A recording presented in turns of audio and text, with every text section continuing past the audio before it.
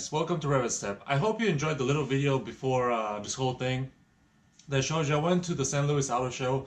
It was phenomenal. I did not vlog that because I wanted to absorb the show and absorb the new cars.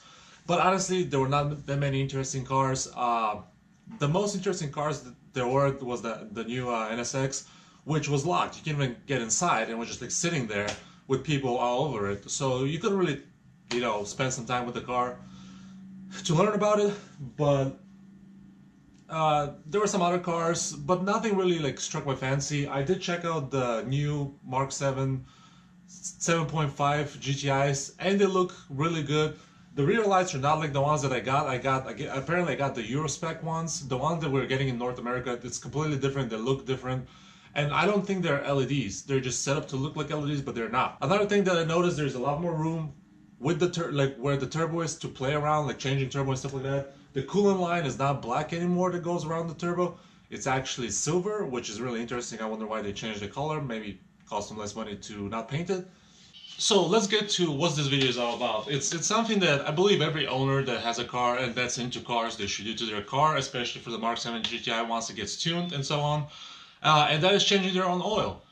You can learn a lot from just doing a simple task. It's really simple, very easy to do, and a lot of car enthusiasts know how to change their oil, but I'm kind of making this video for like new people or they're getting to the car scene, the younger generation or whatever you want to call it. So it's really simple. You can I'll give you guys a lot of pointers. I'll kind of walk you through it. But one thing I want to talk about is the oil and the kind of oil that you want to choose. For the Mark 7 GTI, my last oil change, I decided to go with liquid moly. It's 5W40, which is the recommended for our cars. However, I didn't know that this liquid moly is actually not fully synthetic. They do say it's a synthetic oil, but it's actually a blend. Again, I haven't researched it a lot, but I got that from a friend, and he told me that this is actually not fully synthetic. So I decided to go with the next best step, which is the XS 8100 Motu 5W40. This is fully synthetic. I want to try this. I put this in my DSG transmission when I did the 30-mile service interval, so I want to see how this works. I have nothing bad to say against this. It kept the engine temperatures cooler by a few degrees, which is a very big plus. However, I want to see how this works, and I want to compare them too. If this is not fully synthetic, if it's a blend, I would recommend changing your oil every 5,000 miles.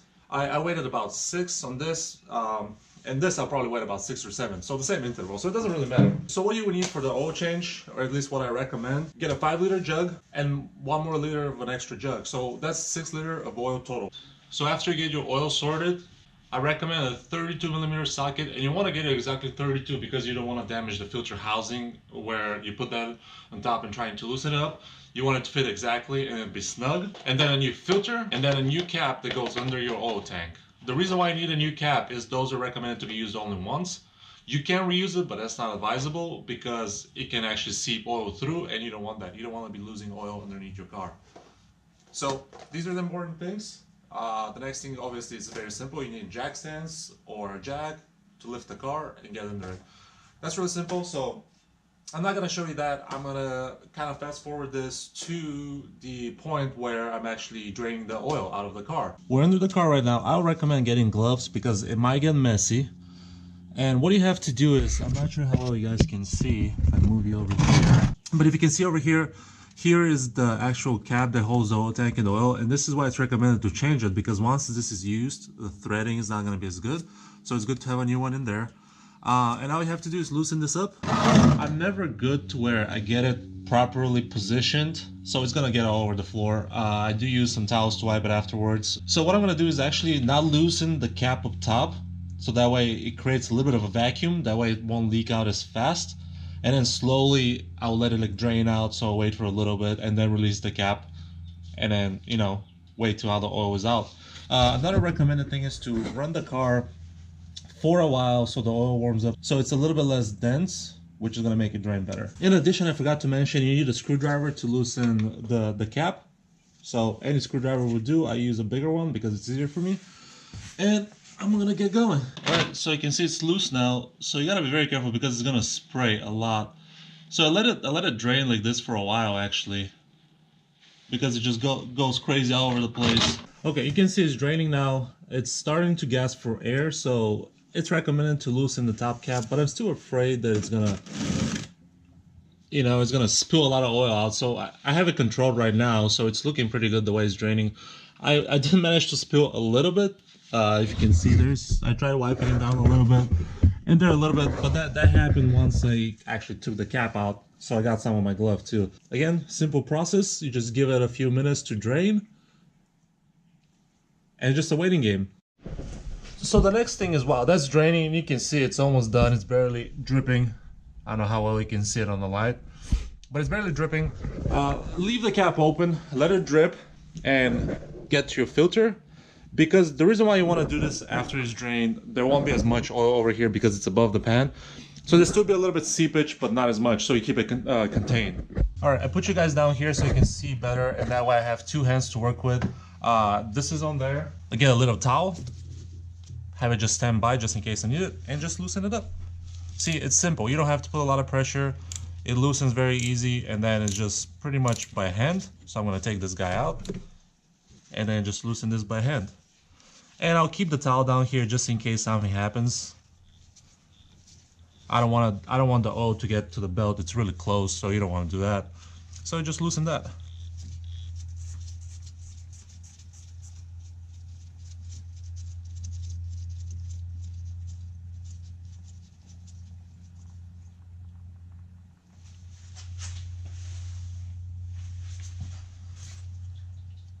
But that's it. That's your filter housing. That's what it has. And you can see all the oil going through the system. It looks pretty clean actually, that's what we want. Now I'm going to show you what to do with the filter. It's pretty simple, pretty straightforward. You can see what it looks like. I would use a towel to wipe it down, like wipe the old oil and stuff around a little bit. Eventually I'll take this out. I just want to see what's in the new box that I got, which it should be the filter cap and the new filter. So here's the fresh clean filter. Here's the O-ring, which you would need to replace. And here's the new cap. So you need that too. The first step I'm going to do is take the oil ring out. This is the old one. We don't need that one. We're going to replace it. And before you put this one, you want to grab a little oil from the filter, the old filter, and just lube it around the oil ring. That will help you. And I might as well just take this guy out. I don't believe it matters which way the filter goes, it's this way or that way. I like to keep the writing on the bottom. You slowly put it in until you hear a click. After you hear that click, it's good to go. You have your O-ring oiled up. Following thing that I'll suggest you guys do is put this back on the car, because you want to kind of work your way back. One thing is check and see if all the oil has drained, because right now you should not have old oil in the system. See, it's slowly sipping. It's just like drip, drip, drip. That's totally fine. So what I'm gonna do is put the new filter in there. You can see there's a little oil remaining, not too much, which is okay. See, it goes, make sure this little, you follow this little, I guess, dongle, follow it, put it in there. And be careful not to cross thread this, so be very gentle at first so the threads catch. Okay, it's tight enough by hand. What I'm going to do is just give it a little, I do have a torque wrench, but I'm just going to give it a little more push. I wouldn't really push it too much. Again, this is plastic, so you have to be careful. All right, just a little tug. No more than that. Honestly, you should be able to thread it by hand. The next thing on my list to do is get the little cap, put it underneath.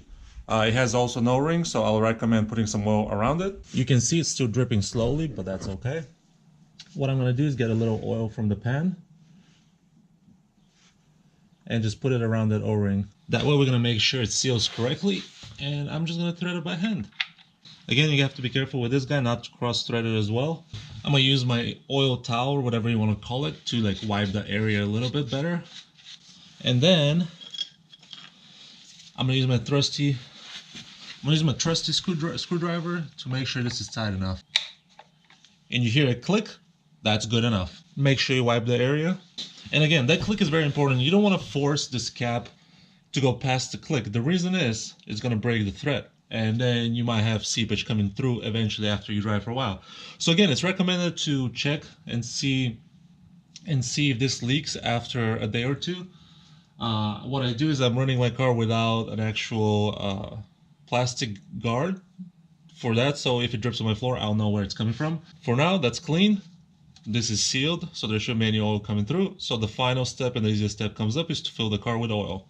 Okay, so here's how you fill up your car with oil, but the problem is I don't know what I did with my funnel, so I had to improvise. I just got an empty water bottle. Make sure there's no water left in it, or water vapors or anything like that, water spots. And just gonna use that as a funnel, so that way I don't get oil all over the car. And this process is pretty simple.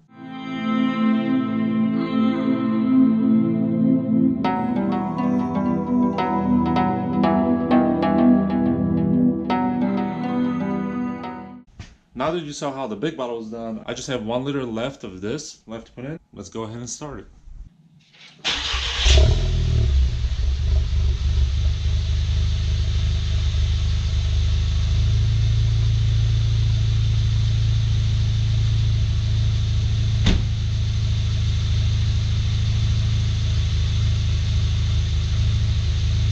Excuse me, the car, it's kind of dirty. So once you start it, there's 3 things actually you want to do. 1, check and see if there's any leaks by the nipple, which I don't see any. Make sure your cap is on. Make sure this guy's on. The filter housing is on. And that's it. You can hear the car's running pretty good right now. I'm gonna let it run for a little bit, let it idle. I'm gonna check the dipstick, make sure my oil levels are good. And that's it.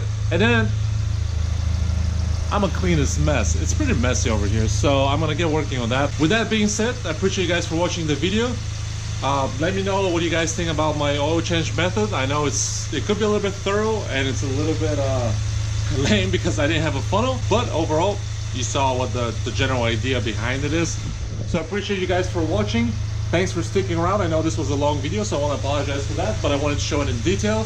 Please like the video. Please subscribe if you're a new person visiting the channel. There's a lot more videos you can check out for stuff that I've done to this car. And I'll see you guys later.